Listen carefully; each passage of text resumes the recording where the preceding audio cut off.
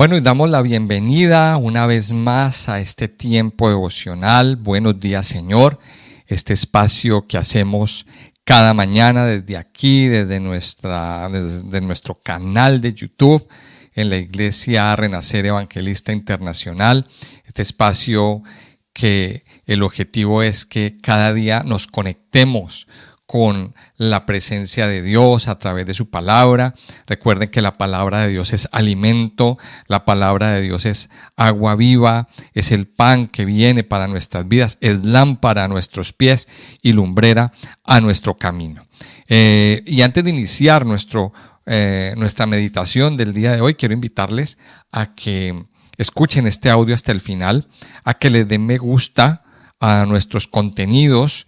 Quiero invitarle también a que lo compartan con otras personas, denle clic al botoncito de compartir y también invitarles a que se suscriban a nuestro canal y a ser parte así de nuestra comunidad de amantes y de estudiosos de la palabra de Dios. Vamos a iniciar entonces el día de hoy un nuevo estudio y vamos a una nueva etapa, a una nueva sección de la palabra de Dios. Recordemos que el Antiguo Testamento se divide en varias partes. Y bueno, aquí quiero hacer una aclaración. Cuando estudiamos la palabra de Dios es necesario conocer, tener más o menos un panorama y un conocimiento de cómo está distribuida la Biblia.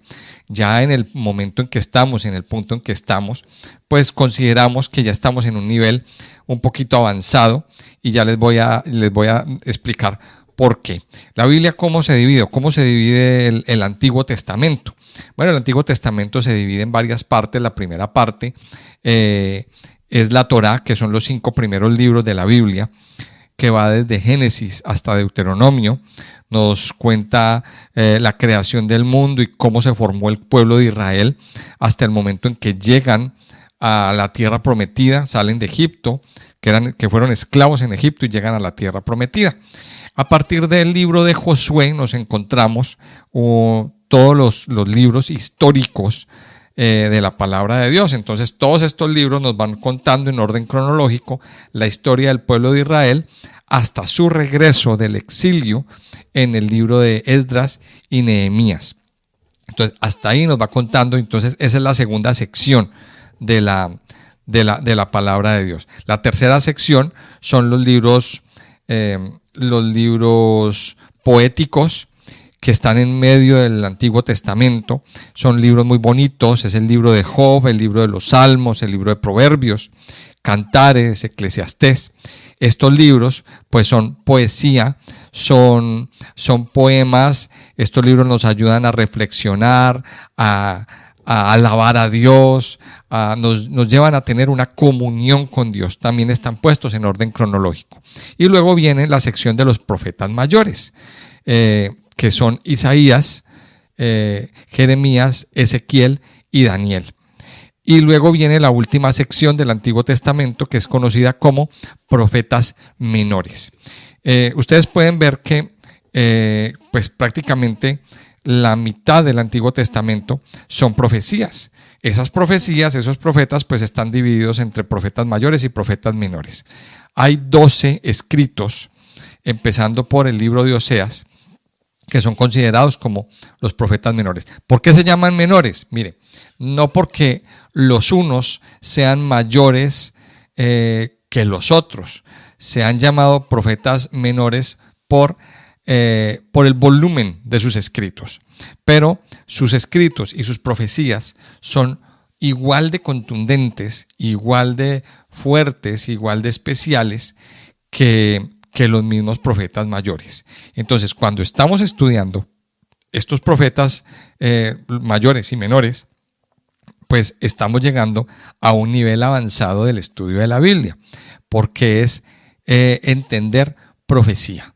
Esto ya aquí ya estamos en un nivel superior, en un nivel donde tenemos que entender qué es lo que significa cada escrito, qué es lo que significa cada visión, cada palabra que el Señor aquí está mostrando.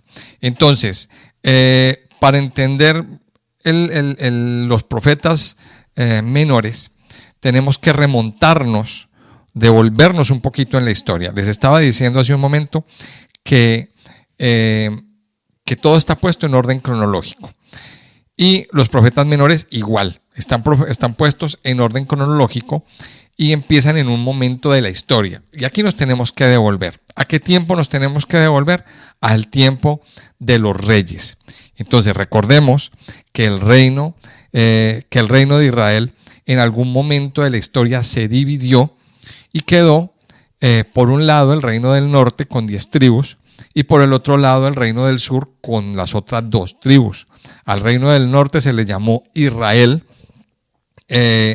y su capital fue puesta en Samaria. ¿Qué sucedió en el reino del norte? Pues el reino del norte inicia con un rey llamado Jeroboam y este hombre Jeroboam pues se inventa una religión. Él se inventa una religión, se inventa un centro de adoración, pone su capital en Samaria y en Samaria y en Betel él pone 2 altares, 2 becerros de oro y se inventa la religión. Se inventa una secta. Una secta, nombró sus sacerdotes, nombró sus fiestas religiosas, nombró su sistema de adoración, él puso todas las normas. O sea, se inventó una religión nueva, una secta. Y esa religión, pues es la que se conoce en la Biblia como el pecado de Jeroboam. Es muy común encontrarlo en el libro de los Reyes. O sea que aquí nos vamos a remontar durante todo el estudio de Oseas y el estudio de los profetas menores. Vamos a ir allá a recurrir a la historia del libro de los Reyes, Segunda de Reyes. O sea que le voy a invitar a que estudie, para que vaya a los audios y los escuche que están aquí en el canal. ¿De qué nos habla el libro de Oseas? El libro de Oseas, pues podríamos describirlo como una historia de amor. Podríamos darle un nombre, amor incondicional. El libro de Oseas son 14 capítulos y nos cuenta la historia del profeta Oseas. La historia del profeta Oseas y enmarcado en un drama familiar, en un drama bastante fuerte, bastante lleno de muchas cosas. De muchos altos y bajos, un problema familiar bastante delicado. Dios a los profetas les ponía unas tareas bastante grandes. O sea, la persona que quería ser profeta, pues debía asumir el reto, vamos a llamarlo así, de hacer caso de lo que Dios le pidiera hacer. Entonces nos encontramos, hemos visto ya en los anteriores estudios de los anteriores profetas, cómo pues Jeremías, por ejemplo, llevó durante muchos años un yugo sobre sus hombros. Dios le manda a que se ponga un cinturón nuevo y luego vaya y lo esconda. Luego a romper una olla. A Ezequiel lo mandó muchas veces a hacer cosas pues muy como inverosímiles, pero sin embargo él obedecía. Ezequiel obedecía, se puso de lado, se acostó de lado en la plaza durante muchos días para dar un mensaje. O sea, esos eran los actos proféticos. Y el profeta que quería llevar el mensaje de Dios, pues tenía que acatar esos mensajes y obedecer, y a través de ese mensaje, pues Dios hablaba. A través de ese mensaje Dios hablaba. En el caso de Oseas, pues va un poquito más allá. Va un poco más allá, porque ya tiene que ver con una vida a nivel familiar. Dios le dice a Oseas que se consiga una esposa, una mujer de la vida, digámoslo así, una mujer adúltera, fornicaria. Algunos lo interpretan como una mujer que está en la prostitución, que se case con ella y que tenga hijos con ella. Y entonces, bueno, él hace una familia con ella. Él se consigue una mujer de estas. Él tenía una reputación, entonces usted imagínese que pues él es el profeta y se consigue una mujer que todo el mundo sabe que hace lo que hace, que vive como vive, que tiene fama de vivir este tipo de vida. Y bueno, empiezan a nacer los hijos y pues entonces entra la duda razonable de que si estos hijos sí serán de Oseas o no. Entonces empiezan a nacer los hijos y esta mujer en algún momento lo deja, lo abandona, se va por sus amantes y Oseas pues esta mujer pues se va con sus amantes, entra esta mujer en un momento de desgracia, termina siendo vendida en la plaza donde venden los esclavos. Oseas la compra por un precio mínimo porque nadie quiere dar dinero por ella, porque ya la conocen. Oseas la compra, la trae a su casa, la recibe y sigue haciendo la vida con ella. Y entonces, en esa historia de amor, a través de esa historia de amor, Dios habla. Dios habla. Entonces, el libro de Oseas lo vamos a dividir en dos partes. Los primeros 3 capítulos nos va a contar el drama familiar que Oseas vive con esta mujer, con esos hijos. Y del capítulo 4 en adelante, pues son profecías de Dios hacia su pueblo Israel. Entonces vamos a ponernos en contexto leyendo el libro. Vamos a leer el primer capítulo el día de hoy. Ya después de esta introducción, dice el capítulo 1 de Oseas: palabra de Jehová que vino a Oseas, hijo de Beri, en días de Usías, Jotam, Acaz y Ezequías, reyes de Judá, y en días de Jeroboam, hijo de Joás, rey de Israel. El principio de la palabra de Jehová por medio de Oseas. Dijo Jehová a Oseas: ve, tómate una mujer fornicaria e hijos de fornicación, porque la tierra fornica apartándose de Jehová. Fue pues y tomó a Gomer, hija de Diblaim, la cual concibió y le dio a luz un hijo. Y aquí en estos 3 primeros versículos encontramos pues el contexto histórico donde se enmarca esta historia de Oseas.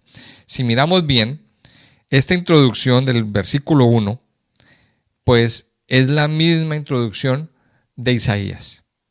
O sea que esto, cuando estudiamos la Biblia y encontramos introducciones parecidas, pues nos ubica inmediatamente en un contexto histórico. Oseas vivió en el mismo tiempo de Isaías. Oseas le tocó el mismo tiempo, porque Isaías en el capítulo 1, en el versículo 1, nos dice lo mismo. Entonces nos dice que en días de Usías, Jotam, Acaz y Ezequías, 4 reyes de Judá. Recordemos que estos reyes que acabo de nombrar son reyes de Judá, dice ahí.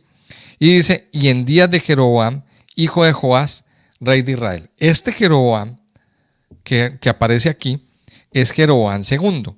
Entonces aquí nos está nombrando 2 reinos, el reino de Judá y el reino de Israel. Es curioso ver cómo Oseas profetizó durante estos 4 reyes. Y si miramos bien en Segunda de Reyes, porque yo les invito a que vayan y lo estudien, a que recuerden estos capítulos. De hecho, ahora al final les voy a dejar una lista de reproducción que he hecho para que usted vaya y recuerde estas historias. En el tiempo de Ezequías fue cuando sucedió el exilio a Asiria. Entonces podríamos concluir que a lo mejor a Oseas le tocó ver cómo se acababa todo, cómo era tomada Samaria, una cosa dramática, muy fuerte, y cómo sus amigos, cómo sus conocidos, sus familiares, no sabemos si él mismo le tocó ser exiliado e irse a otro lugar. Eso sucedió. Y en el caso de Jeroboam, pues bueno, Jeroboam fue uno de los reyes más malos que tuvo el reino de Israel. Y aquí vemos en el contexto histórico de que después de Jeroboam hubo una serie de reyes, más o menos en 20 años hubo 5 o 6 reyes, hubo cambios de gobierno muy, muy drásticos. Ahora, ¿qué pasaba con esos reyes? Esos reyes, pues, eran asesinados, fueron asesinados en la mayoría de las veces. Entonces, estamos viendo una inestabilidad gubernamental bastante fuerte.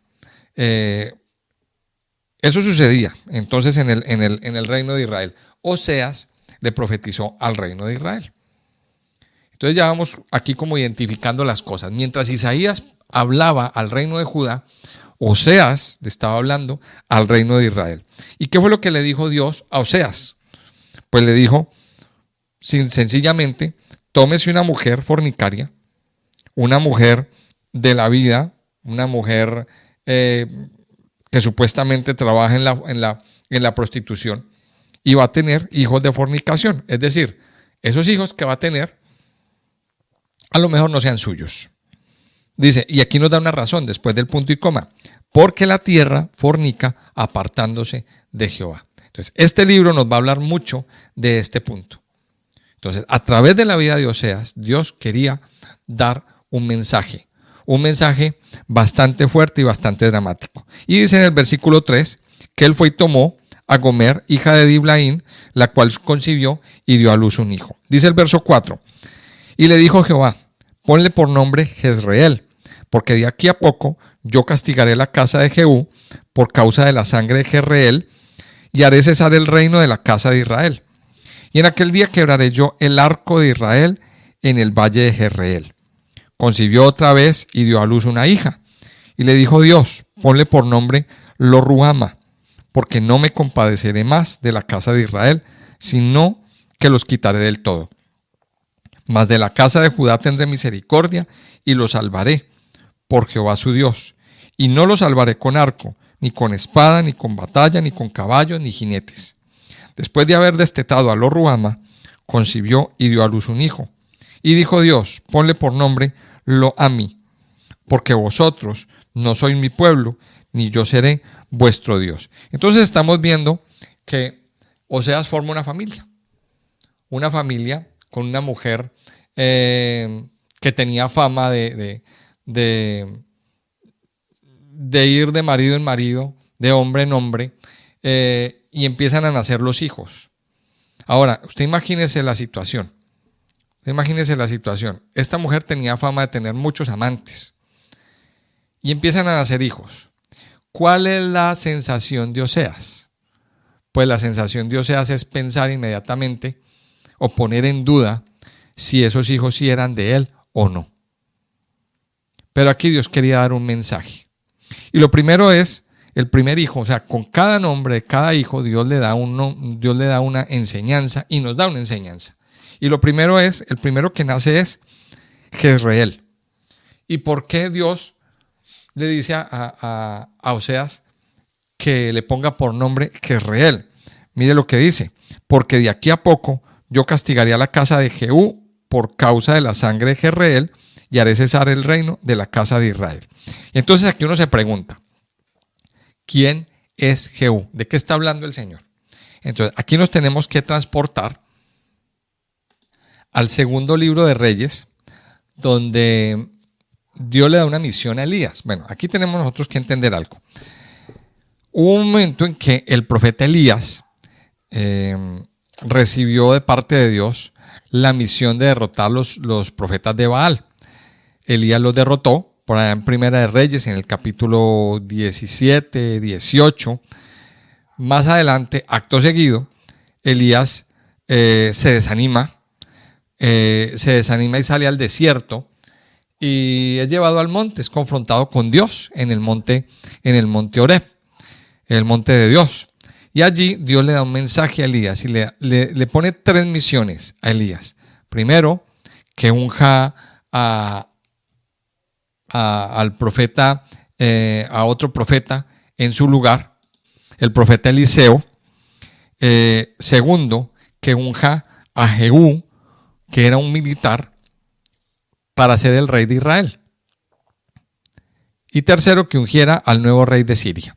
Entonces, en el caso de Jehú, Dios le dice, le da una misión a Jehú, que debes terminar la casa de Acab. O sea, esa es la misión. Esa unción la hace Ezequiel. La hace uno de los discípulos de Ezequiel. Elías se va con los carros de fuego y queda esa misión ahí. Entonces, Dios le asigna, o a través de Elías, es asignada esa misión a Ezequiel, y Jehú debía ser ungido como el nuevo rey de Israel. Hasta el momento de Jehú, las cosas iban muy mal, porque Jehú es comisionado para exterminar la casa de Acab. Acab fue otro rey de Israel que tuvo una alianza con una mujer llamada Jezabel, una bruja y una de las mujeres más malas y más perversas de la Biblia.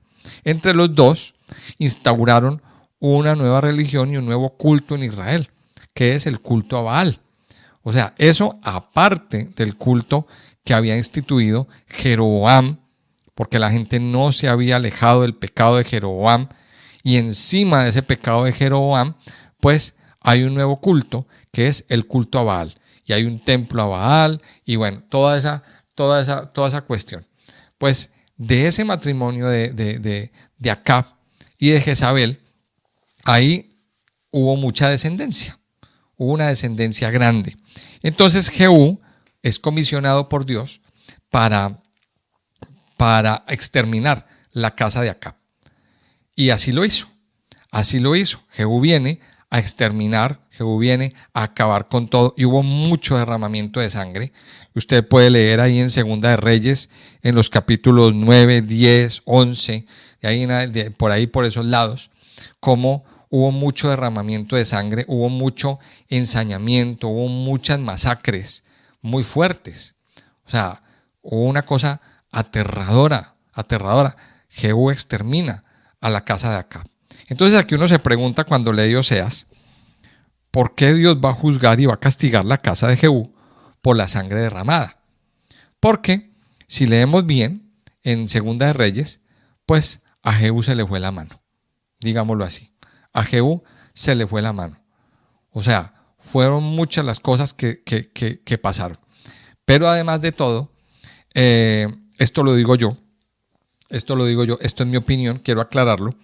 Creo que una de las cosas, de los objetivos con los que Dios se jugó esa carta con Jehú, era para que Jehú eliminara el culto a Baal y para que se reinstituyera la religión y la religión que Dios mismo había instituido.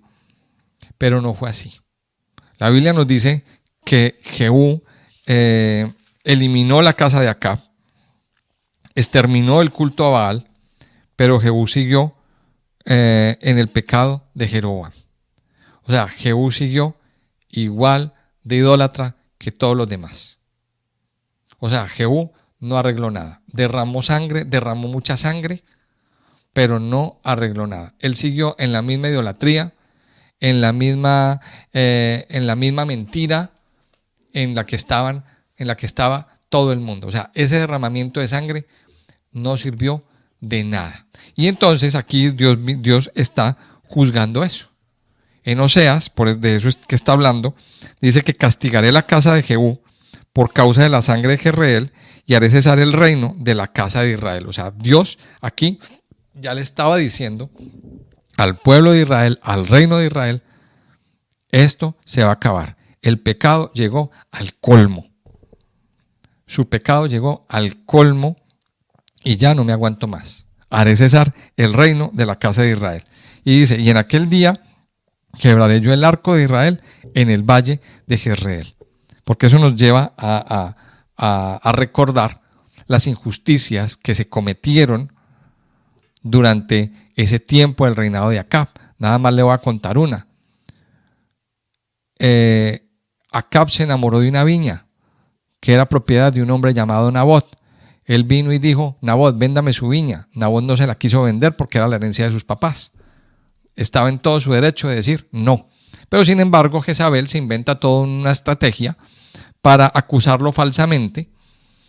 Lo acusó falsamente, lo difamó y le hicieron un juicio injusto y lo ejecutan, lo matan.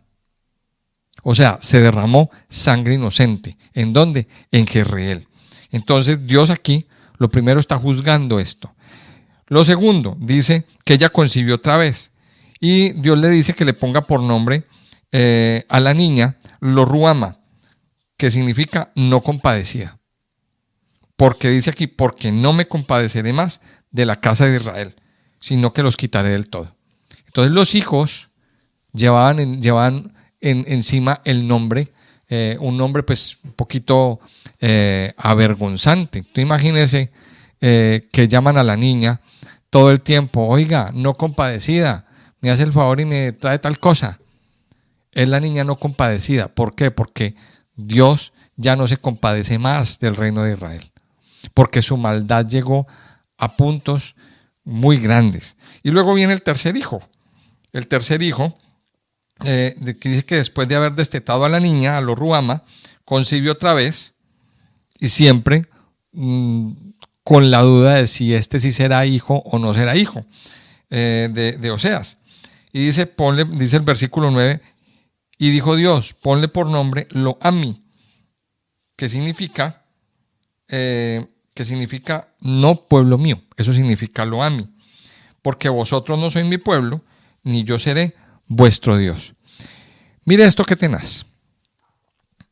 O sea, Dios a través de la vida de Oseas, de la familia de Oseas, está dando un mensaje claro. Primero, voy a juzgar la casa de Israel. Voy a quebrar el arco y ya no va a haber más reino. Ya no me voy a compadecer más de Israel. Y ya ustedes no serán mi pueblo. Ahora, esta palabra que nos dice aquí el versículo 9, nos permite entender lo que el apóstol Pablo está diciendo en Romanos capítulo 9, cuando dice que el pueblo que no era mi pueblo, ahora va a ser pueblo mío. ¿Cuál es el pueblo que Dios desechó? El pueblo de Israel. Pero no todo Israel, sino ese pueblo del norte, ese pueblo que quedó perdido, quedaron desamparados. Pero en Romanos capítulo 9, ya Dios está dando también una promesa de restauración. El pueblo que no era mi pueblo, ahora va a ser llamado pueblo mío. Usted puede leerlo ahí en Romanos capítulo 9. Le invito a que vaya y lo lea. Entonces, Dios aquí le está dando una profecía. Ahora, ¿por qué ha venido esto? Si leemos bien en la historia segunda de Reyes, del capítulo 11 en adelante, ahí nos vamos a encontrar una serie de reyes, y yo le voy a invitar a que usted esté atento. Estos libros de reyes y de crónicas tenemos que mirarlos con mucho entendimiento y con mucha atención, porque está hablando de un rey de Judá, y luego habla del rey de Israel, y luego habla que mientras este tenía tantos años de reinado, se instituyó tal persona en el reino de Israel. Bueno, usted tiene que saberlo entender y leerlo muy bien para saber llevar la historia y para poder entender. Pasan después de Jeroboam 5 reyes: Zacarías, Salún, Manahén, Pecaía, Peca y Oseas. Este Oseas fue un rey de Israel, pero no es el Oseas profeta. Ojo, no lo confunda. ¿Qué nos encontramos aquí? Que durante ese tiempo se proliferó el pecado. Durante ese tiempo se proliferó la corrupción. Durante ese tiempo se proliferaron las injusticias, la sangre inocente derramada, el favorecimiento a determinadas clases sociales. Una cantidad de cosas muy, pero muy fuertes. Pero sobre todo, una de las cosas que Oseas, en la que Oseas se enfoca durante todo el texto, todo el libro, es la idolatría. Una de las cosas por la que Dios está juzgando aquí es la idolatría. Dios está juzgando al pueblo de Israel por idólatras, porque dieron todo a sus ídolos, porque derramaron su corazón delante de ídolos y se olvidaron de Dios. Se olvidaron de la palabra de Dios, se olvidaron de buscarlo a Él. Siguieron en el pecado de Jeroboam, siguieron en el pecado de Acab, siguieron en cuanto Dios aparecía, ellos iban siguiéndolo. Entonces ahí es donde vamos entendiendo la similitud o la comparación que Dios hace entre la familia de Oseas, entre la relación que Oseas tenía con Gomer y la relación del pueblo de Israel con Dios. Entonces ahí vamos a ir entendiendo. Y es que Gomer es un ejemplo o es una imagen del pueblo de Israel. Y Oseas nos muestra la imagen de Dios, el esposo amoroso, fiel, el esposo que ama a esa mujer a pesar de que es adúltera, a pesar de que le hace ojitos a sus amantes, a pesar de que se acuesta con sus amantes y tiene relaciones con sus amantes, con el uno y con el otro y con el otro. Entonces, aquí el libro de Oseas, a través de este drama familiar, vamos a entender el amor de Dios. Y aquí le vamos a poder poner un nombre a este libro. O el tema de este libro es amor incondicional. La realidad que estaba viviendo el pueblo de Israel para con Dios es quizá la realidad que usted y yo como cristianos vivimos. ¿Qué tanta entrega tenemos nosotros delante de Dios? ¿Qué tanta entrega tenemos nosotros?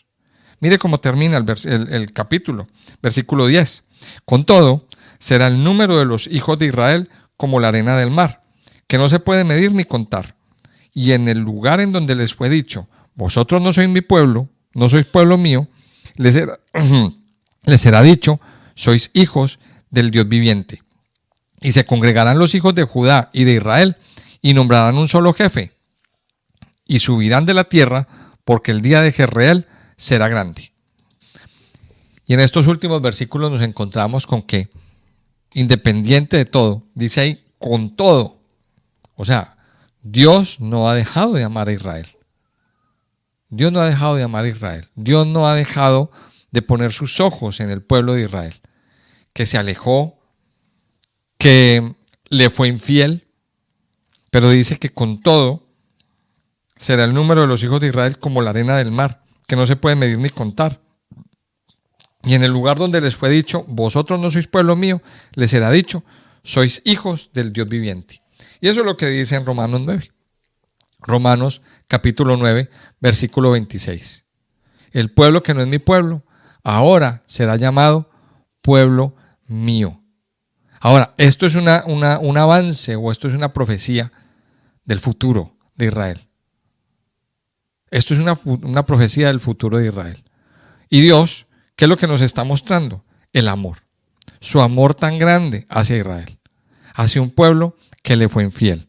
Hacia un pueblo que, como vamos a ver más adelante, hizo y deshizo, se alejó de Dios, cometió cualquier cantidad de idolatría, pero sin embargo, en el futuro, les dice Dios, vosotros van a ser pueblo mío, sois hijos del Dios viviente. Y se congregarán los hijos de Israel y nombrarán un solo jefe, y subirán de la tierra, porque el día de Jezreel será grande. ¿Quién será ese jefe? Vamos a ver, vamos a pensar. ¿Quién será ese jefe?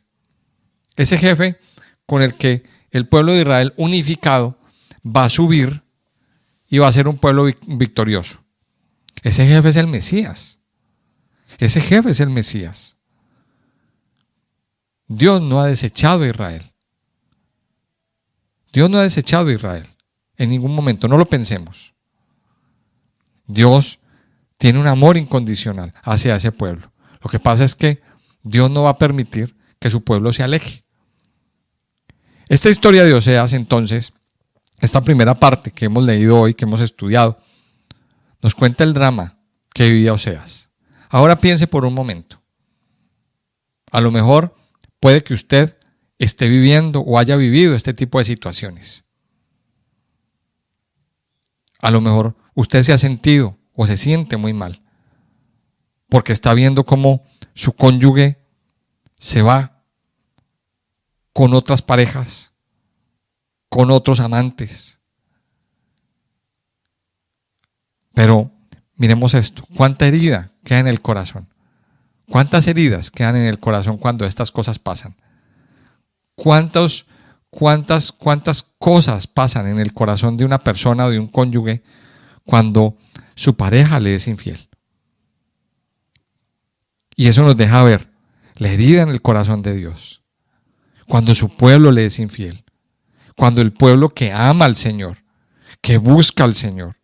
Cuando aquel pueblo por el que el Señor envió a su Hijo a morir en la cruz, simplemente no lo ama, no lo valora, no lo busca. Y está detrás de otros dioses. Está detrás de otras, digámoslo así, de otros amantes. Qué tristeza, ¿verdad?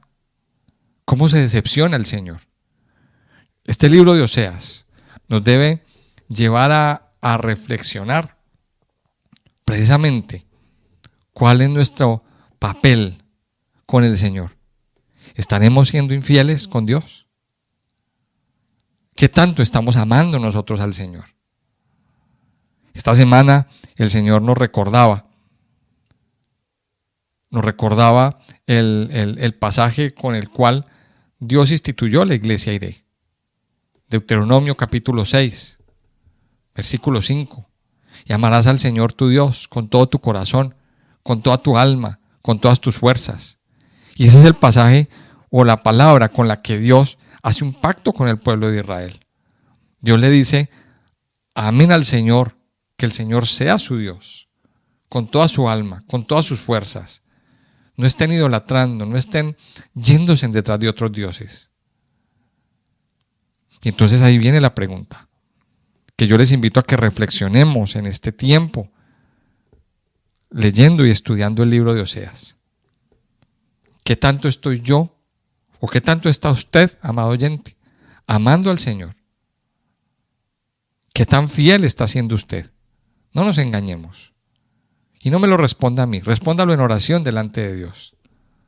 ¿Acaso usted dice que ama a Dios, pero está yéndose a poner su confianza en otras cosas, en ídolos? Piense, vamos a pensar en esto.